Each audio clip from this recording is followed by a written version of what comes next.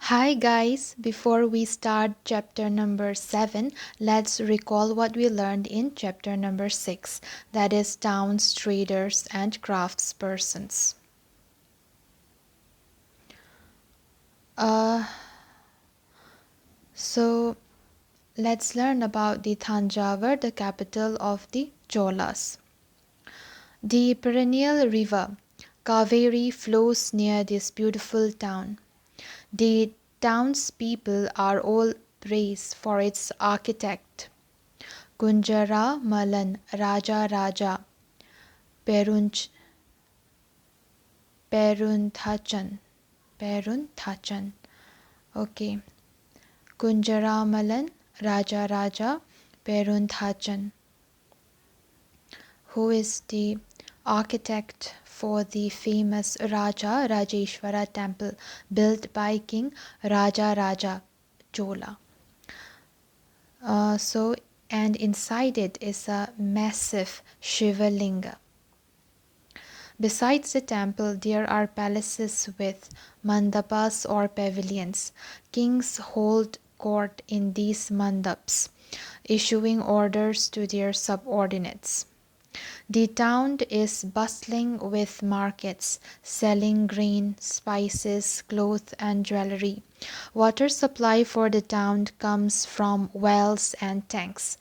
The Salia weavers of Thanjavur and the nearby town of Urayur are busy producing cloth for flags to be used in the temple festival, fine cottons for the king and nobility, and coarse cotton for the masses.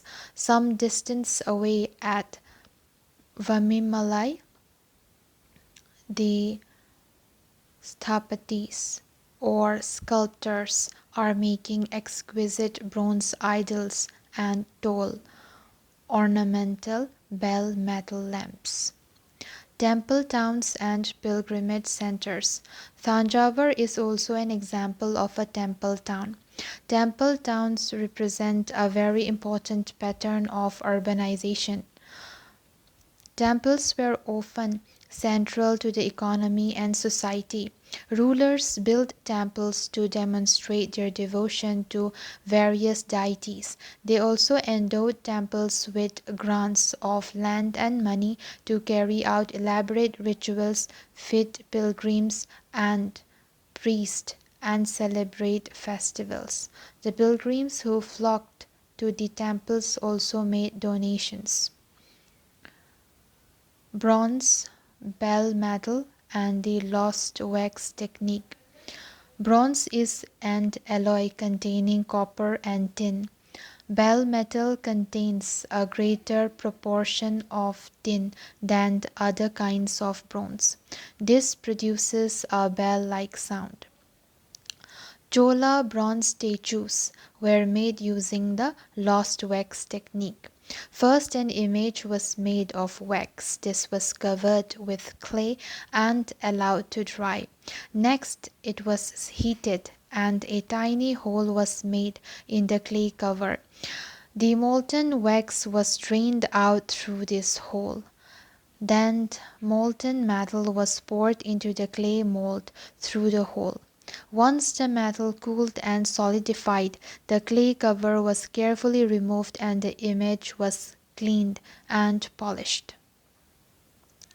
Temple authorities used their wealth to finance trade and banking.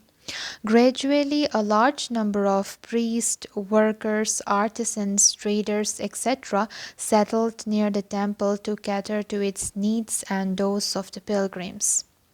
Thus grew temple towns. Towns emerged around temples such as those of Vilashvamin, Vilsa or Vidisha in Madhya Pradesh, and Somnath in Gujarat. Other important temple towns included Kanchipuram and Madurai in Tamil Nadu and Tirupati in Andhra Pradesh. Pilgrimage centers also slowly developed into townships. Vrindavan, Uttar Pradesh, and Tiruvannamalai, Tamil Nadu are examples of two such towns. Ajmer in Rajasthan was the capital of the Chauhan kings in the 12th century and later became the Suba headquarters under the Mughals. It provides an excellent example of religious coexistence. Khwaja Muinuddin Chisti, the celebrated Sufi priest, the celebrated Sufi saint who settled there in the 12th century, attracted devotees from all creeds. From the 8th century onwards, the subcontinent was dotted with several small towns. These probably emerged from large villages. They usually had a mandapika or mandi of later times, to which nearby villagers brought their produce to sale. They also had market streets called hut of later times, lined with shops. Many came from far and near to these towns to buy local articles and sell products of distant places like horses, salt, camphor, saffron, betel nut, and spices like pepper. Usually a Samanta or in later times a Jamindar built a fortified palace in or near these towns. They levied taxes on traders, artisans and articles of trade and sometimes donated the right to collect these taxes to local temples, which had been built by themselves or by rich merchants. These rights were recorded in inscriptions that have survived to this day.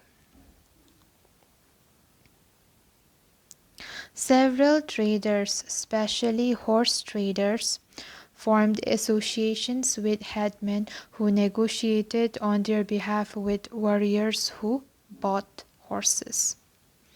Since traders had to pass through many kingdoms and forests, they usually traveled in caravans and formed guilds to protect their interest. There were several such guilds in South India from the 8th century onwards, the most famous being the Manigraman and Nanadesi. These guilds traded extensively both within the peninsula and with Southeast Asia and China. There were also communities like the Chettiars and the Marwari Oswal who went on to become the principal trading groups of the country. Gujarati traders, including the communities of Hindu Baniyas and Muslim Bohras, traded extensively with the ports of the Red Sea, Persian Gulf, East Africa, Southeast Asia, and China. They sold textiles and spices in these ports and in exchange brought gold and ivory from Africa and spices, tin, Chinese blue pottery and silver from Southeast Asia and China. The towns on the west coast were home to Arab, Persian, Chinese, Jewish, and Syrian Christian traders. Indian spices and cloth sold in the Red Sea ports were purchased by Italian traders and eventually reached European markets, fetching very high profits. Spices grown in tropical climates, pepper, cinnamon, nutmeg, dried ginger, etc., became an important part of European cooking, and cotton cloth was very attractive. This eventually drew European traders to India.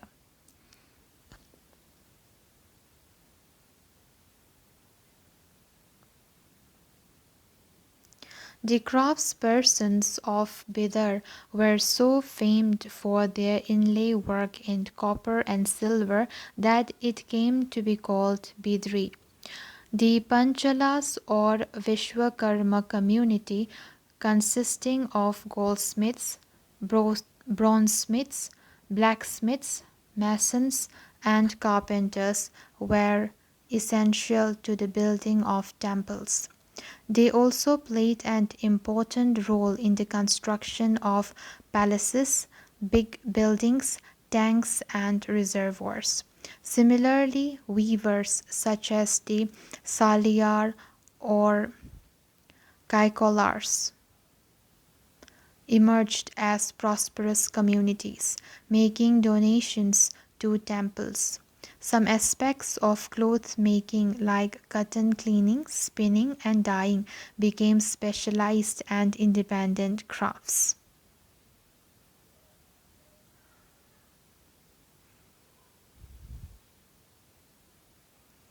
The architectural splendor of Hampi. Hampi Now let's start the architectural splendor of Hampi. Hampi is located in the Krishna Tungabhadra basin, which formed the nucleus of the Vijayanagara Empire, founded in 1336. The magnificent ruins at Hampi reveal a well fortified city. No mortar or cementing agent was used on the construction of these walls, and the technique followed was to wedge them together by interlocking. Hampi bustled with commercial and cultural activities.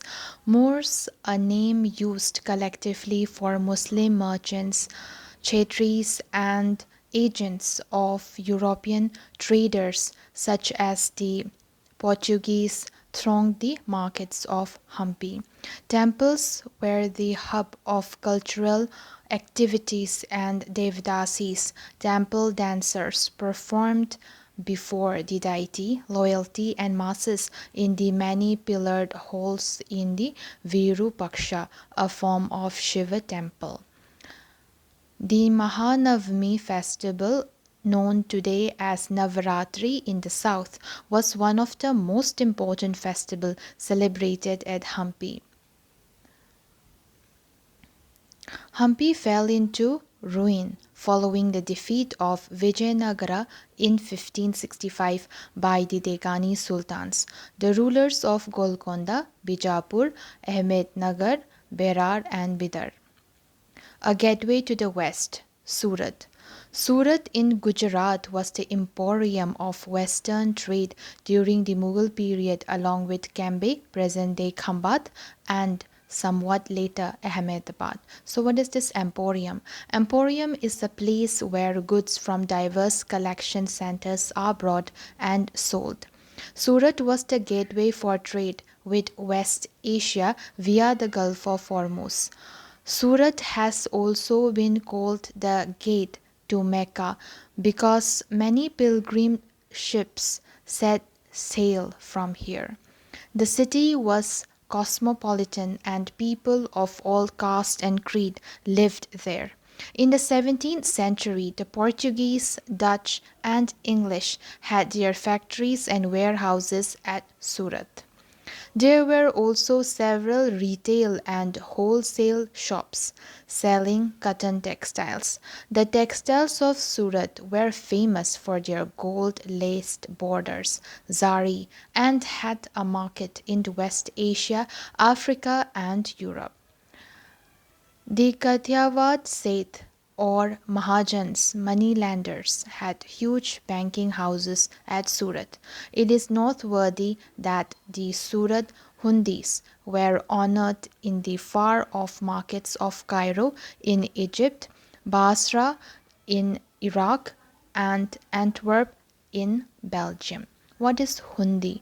It is a note recording a deposit made by a person. The amount deposited can be claimed in another place by presenting the record of the deposit. However, Surat began to decline towards the end of the 17th century. This was because of many factors: the loss of markets and productivity because of the decline of the Mughal Empire, control of the sea routes by the Portuguese, and competition from Bombay, present-day Mumbai, where the English East India Company shifted its headquarters in 1668. Fishing in troubled waters. Masulipattnam. The town of Masulipattnam or Machilipatnam, literally fish port town, lay on the delta of the Krishna River. Both the Dutch and English East India Companies attempted to control Masulipattnam as it became the most important port in the Andhra coast. The fort at Masulipattnam was built by the Dutch. The Qutub Shahi rulers of Golconda imposed royal monopolies on the sale of textiles, spices, and other items to prevent the trade passing completely into the hands of the various East India companies. Fierce competition among various trading groups, the Golconda nobles, Persian merchants, Telugu Komati Shettis, and European traders made the city populous and prosperous. As the Mughals began to extend their power to Golconda, their representative, the governor Mir Jumla, who was also a merchant, began to play off the Dutch and the English against each other. In 1686 to 1687, Mughal Emperor Aurangzeb annexed Golconda. The new company trade centers, it was felt, should combine political, administrative, and commercial roles. As the company traders moved to Bombay, Calcutta, and Madras, Masulipattnam lost both its merchants and prosperity and declined in the course of the 18th century, being today nothing more than a dilapidated little town. In the 16th and 17th centuries, European countries were searching for spices and textiles which had become popular both in Europe and West Asia. The English, Dutch, and French formed East India companies in order to expand their commercial activities in the East. Initially, great Indian traders like Mullah Abdul Ghaffar and Virji Vora, who owned a large number of ships, competed with them. However, the European companies used their naval power to gain control of the sea trade and forced Indian traders to work as their agents. Ultimately, the English emerged as the most powerful commercial and political power in the subcontinent.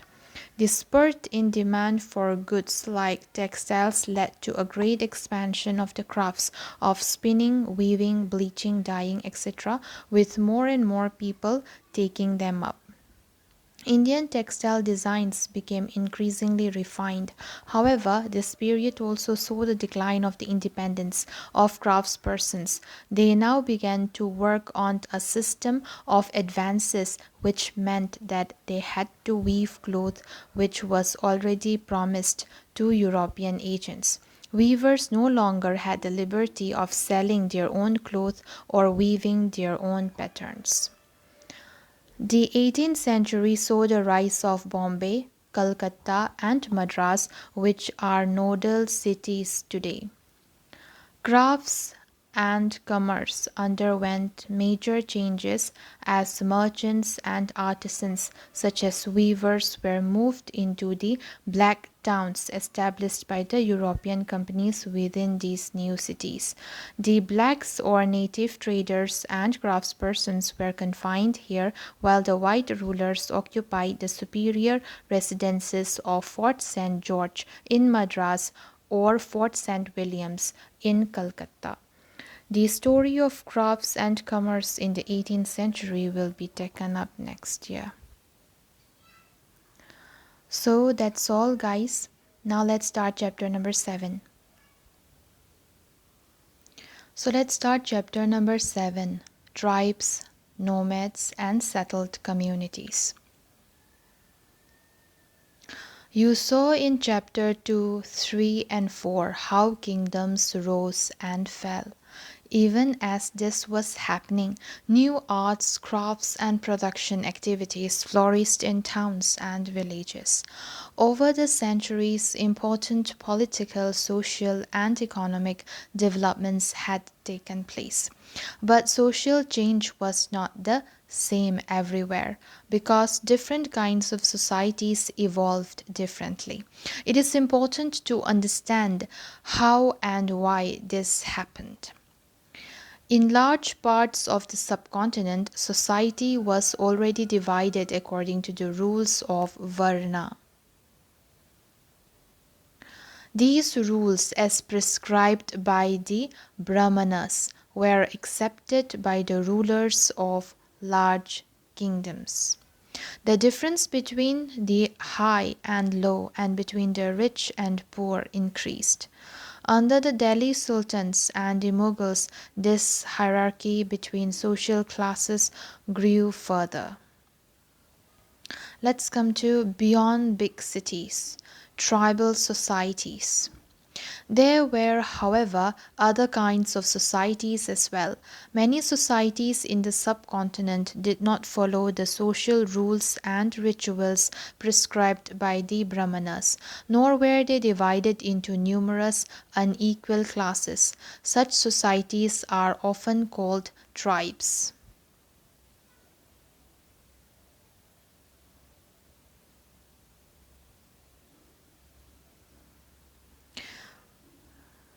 So, this figure, tribal dance, Santal painted scroll. So it's showing the tribal dance. Members of each tribe were united by kinship bonds. Many tribes obtained their livelihood from agriculture. Others were hunter gatherers or herders. Most often, they combined these activities to make full use of the natural resources of the area in which they lived. Some tribes were nomadic and moved from one place to another. A tribal group controlled land and pastures jointly and divided these amongst households according to its own rules. Many large tribes thrived in different parts of the subcontinent.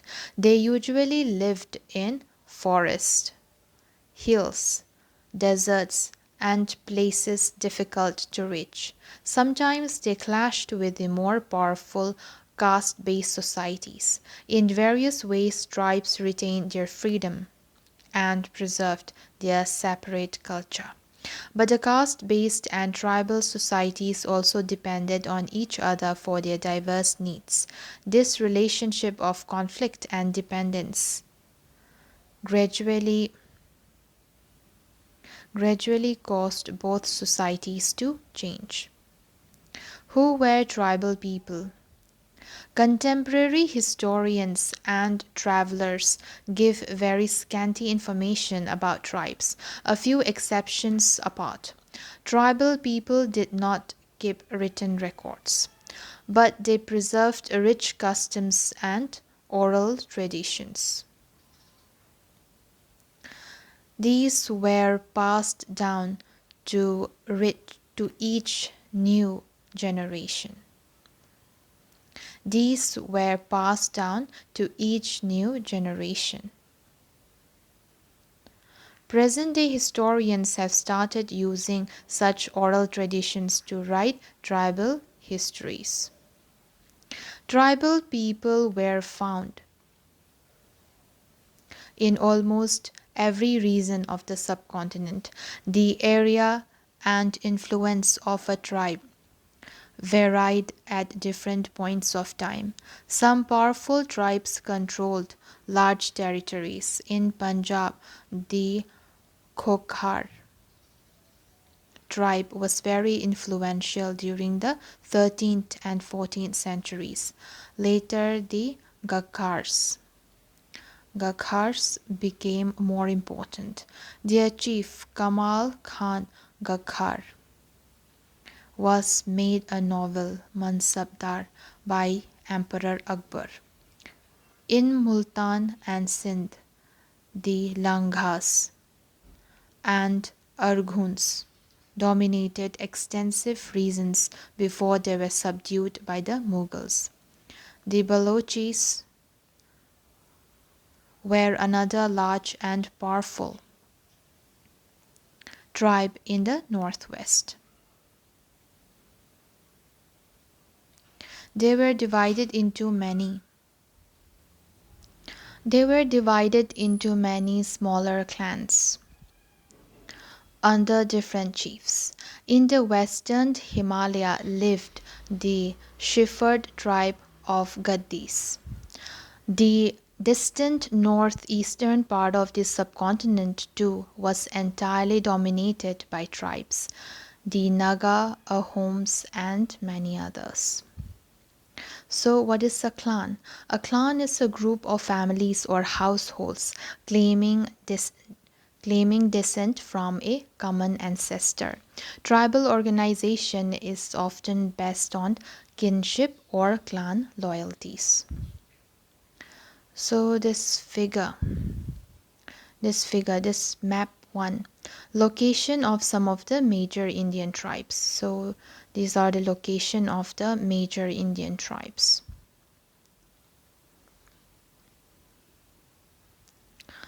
In many areas of present-day Bihar and Jharkhand, Chero chiefdoms had emerged by the 12th century. Raja Man Singh, Akbar's famous general, attacked and defeated the Cheros in 1591. A large amount of booty was taken from them, but they were not entirely subdued. Under Aurangzeb, Mughal forces captured many Chero fortresses and subjugated the tribe. The Mundas and Santals were among the other important tribes that lived in this region and also in Orissa and Bengal.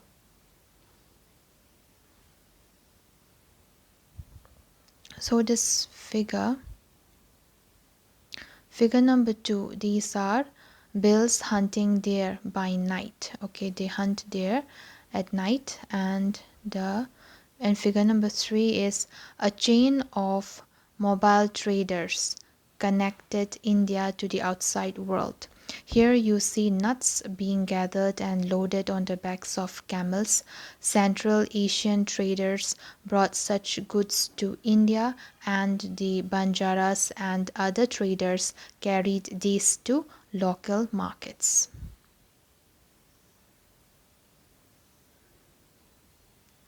Okay.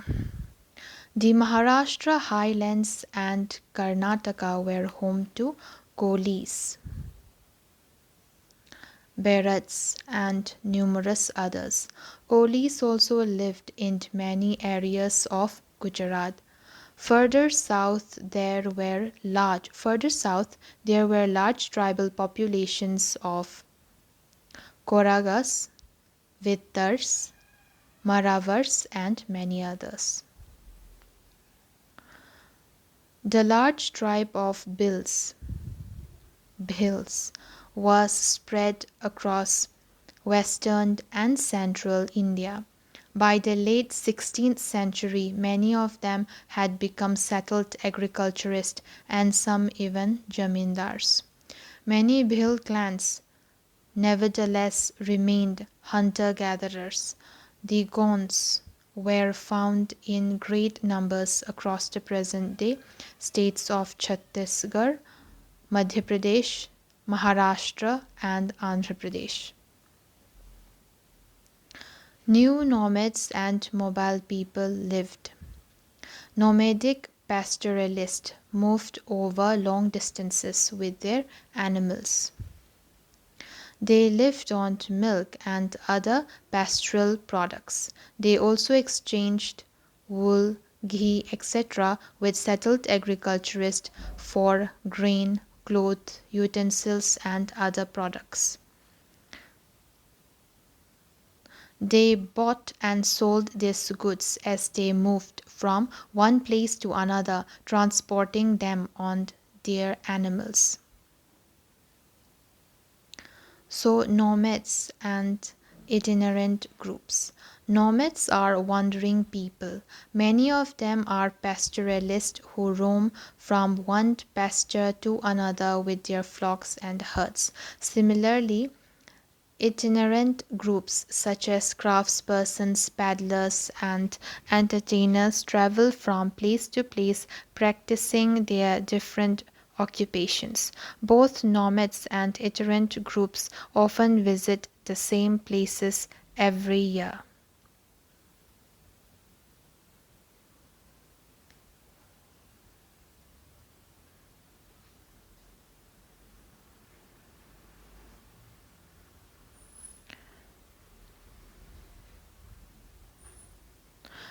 The Banjaras were the most important trader nomads. Their caravan was called Tanda. Sultan Alauddin Khilji, chapter number 3, used the Banjaras to transport grain to the city markets. Emperor Jahangir wrote in his memoirs that the Banjaras carried grain on their bullocks from different areas and sold it in towns. They transported food grain for the Mughal army during military campaigns. With a large army, there could be 100,000 bullocks carrying grain. The Banjaras. Peter Mundy, an English trader who came to India during the early 17th century, has described the Banjaras. In the morning we met a tanda of Banjaras with 14,000 oxen. They were all laden with grains such as wheat and rice. These Banjaras carry their household, wives and children along with them. One tanda consists of many families. Their way of life is similar to that of carriers who continuously travel from place to place. They own their oxen. They are sometimes hired by merchants, but most commonly they are themselves merchants. They buy grain where it is cheaply available and carry it to places where it is dearer. From there, they again reload their auction with anything that can be profitably sold in other places. In a tanda, there may be as many as 6 or 700 persons. They do not travel more than 6 or 7 miles a day, that too in the cool weather. After unloading their auction, they turn them free to graze as there is enough land there and no one there to forbid them. Find out how grain is transported from villages to cities at present. In what ways is this similar to or different from the ways in which the Banjaras functioned?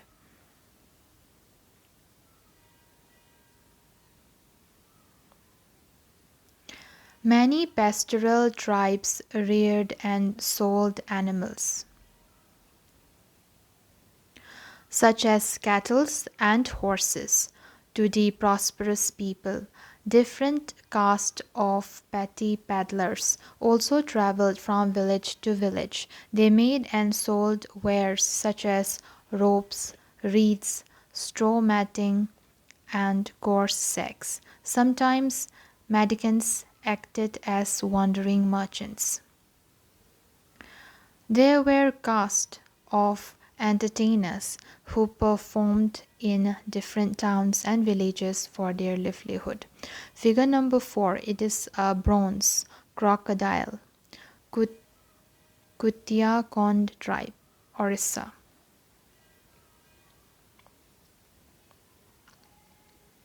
Changing society, new caste and hierarchies. As the economy and the needs of society grew, people with new skills were required. Smaller castes or jatis emerged within Varnas. For example, new castes appeared amongst the Brahmanas. On the other hand, many tribes and social groups were taken into caste-based society and given the status of jatis. Specialized artisans, smiths, carpenters, and masons were also recognized as separate jatis by the Brahmanas. Jatis rather than Varna became the basis for organizing society. Deliberations on Jati. A 12th century inscription from Uyakonda Udayar in Tiruchirappalli Taluka in present-day Tamil Nadu describes the deliberations in a Sabha, chapter 2 of Brahmanas. They deliberated on the status of a group known as Rathakaras, literally chariot makers. They laid down their occupations, which were to include architecture, building coaches and chariots, erecting gateways for temples with images in them, preparing wooden equipments used to perform sacrifices, building mandaps, making jewels for the king. Among the Kshatriyas, new Rajput clans became powerful by the 11th and 12th centuries. They belonged to different lineages such as Hunas, Chandelas, Chalukyas, and others. Some of these too had been tribes earlier. Many of these clans came to be regarded as Rajputs. They gradually replaced the older rulers, especially in agricultural areas. Here, a developed society was emerging, and rulers used their wealth to create powerful states. The rise of Rajput clan to the position of ruler set an example for the tribal people to follow. Gradually, with the support of the Brahmanas, many tribes became part of the caste system, but only the leading tribal families could join the ruling class. A large majority joined the lower jatis of caste society. On the other hand, many dominant tribes of Punjab, Sindh, and the northwest frontier had adopted Islam quite early. They continued to reject the caste system, the unequal social order prescribed by Orthodox Hinduism was not widely accepted in these areas. So, figure number 5 is the Gond women. The emergence of states is closely related to social change amongst tribal people. Two examples of this important part of our history are described below. A closer look, the Gonds. The Gonds lived in a vast forested region called Gondwana, or country inhabited by Gonds. They practiced shifting cultivation. So, shifting cultivation is where the trees and bushes in the forest area are first cut and burnt. The crop is shown in the ashes. When this land loses its fertility, another plot of land is cleared and planted in the same way. The large Gond tribe was further divided into many smaller clans. Each clan had its own Raja or Rai. About the time that the power of the Delhi sultans were declining, a few large Gond kingdoms were beginning to dominate the smaller Gond chiefs. The Akbarnama, a history of Akbar's reign, mentions the Gond kingdom of Garha Katanga that had 70,000 villages. The administrative system of these kingdoms was becoming centralized. The kingdom was divided. The kingdom was divided into garas. Each gar was controlled by a particular Gond clan. This was further divided into units of 84 villages called Chaurasi. The Chaurasi was subdivided into Barhot, which were made up of 12 villages each. Okay. So the kingdom was divided into gars. So we have the kingdom. This is the kingdom. Kingdom are divided. They are divided into garas.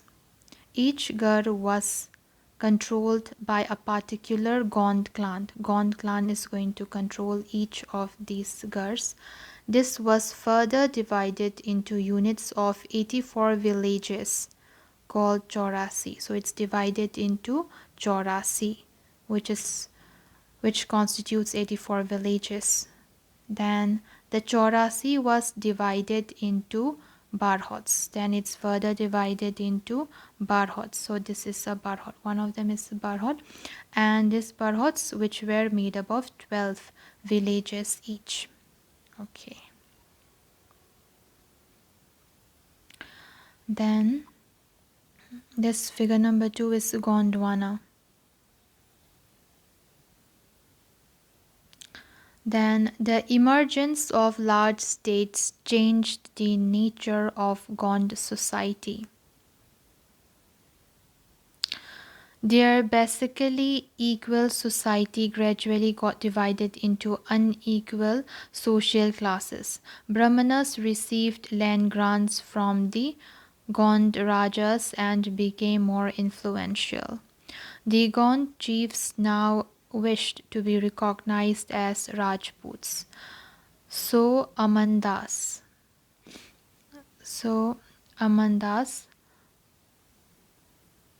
the Gond Raja of Garha Katanga, assumed the title of Sangram Shah.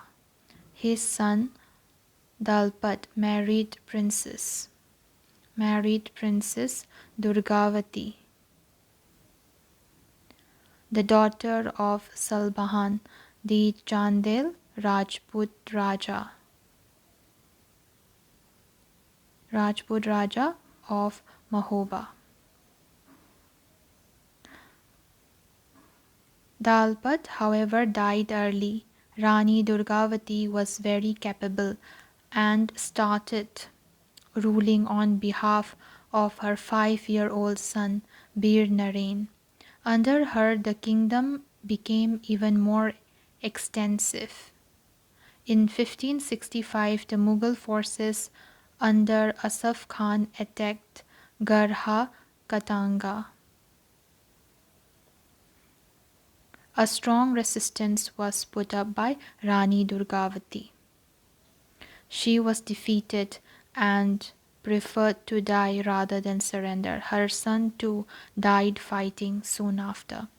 So this figure number 6 is a carved door, Gond tribe, Bastar area, Madhya Pradesh.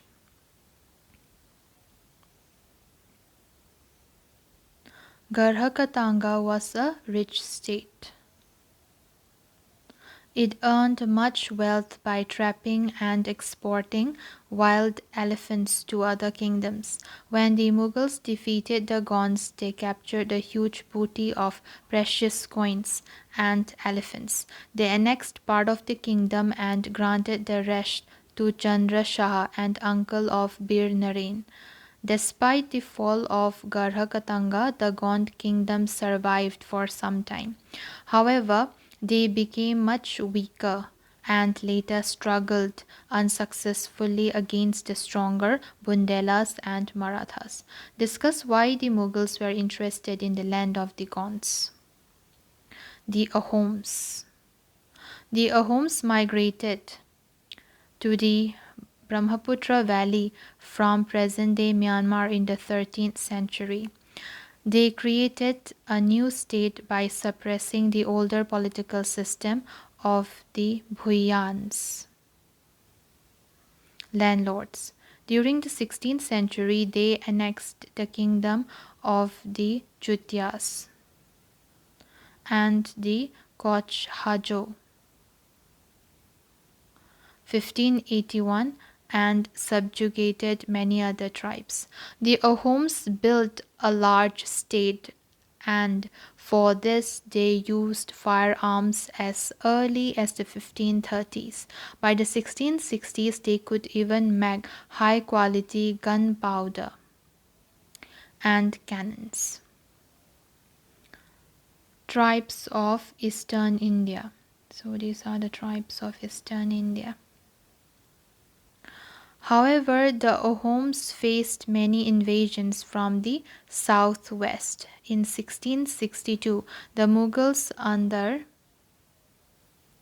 Mir Jumla attacked the Ahom kingdom. Despite their brave defense, the Ahoms were defeated. But direct Mughal control over the region could not last long. The Ahom state depended upon forced labor. Those forced to work for the state were called pikes. A census of the population was taken. Each village had to send a number of pikes by rotation. People from heavily populated areas were shifted to less populated places. Ahom clans were thus broken up. By the first half of the 17th century, the administration became quite centralized. Figure 7. Ear ornaments. Koboi, Naga tribe, Manipur. It should be Kabui. Naga tribe, Manipur. Koboi, Naga tribe, Manipur. Almost all adult males served in the army during war. At other times, they were engaged in building dams, irrigation system, and other public works. The Ahoms also introduced new methods of rice cultivation. Ahom society was divided into clans or khels. There were very few caste of artisans, so artisans in the Ahom areas came from the adjoining kingdoms. A khel often controlled several villages. The peasant was given land by his village community. Even the king could not take it away without the community's consent. Originally, the Ahoms worshipped their own tribal gods. During the first half of the 17th century, however, the influence of Brahmanas increased. Temples and Brahmanas were granted land by the king. In the reign of Sip Singh 1714 to 1744, Hinduism became the dominant religion. But the Ahom kings did not completely give up their traditional beliefs after adopting Hinduism. Ahom society was very sophisticated. Poets and scholars were given land grants. Theatre was encouraged. Important works of Sanskrit were translated into the local language. Historical works, known as Burunjis, were also written, first in the Ahom language and then in Assamese. Why do you think the Mughals tried to conquer the land of the Ahoms? Conclusion. Considerable social change took place in the subcontinent during the period we have been examining. Varna-based society and tribal people constantly interacted with each other. This interaction caused both kinds of societies to adapt and change. There were many different tribes and they took up diverse livelihoods. Over a period of time, many of them merged with caste based society. Others, however, rejected both the caste system and orthodox Hinduism.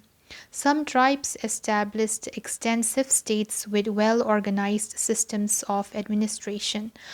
They thus became politically powerful. This brought them into conflict with larger and more complex kingdoms and empires. So let's come to the Mongols. Find Mongolia in your atlas. The best known pastoral and hunter gatherer tribe in history were the Mongols.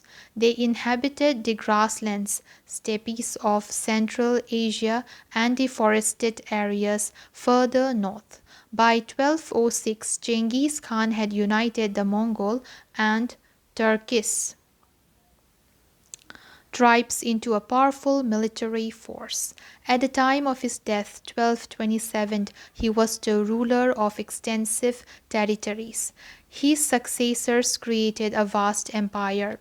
At different points of time, it included parts of Russia, Eastern Europe, and also China, and much of West Asia. The Mongols had well organized military and administrative systems. These were based on the support of different ethnic and religious groups. So let's do match the following.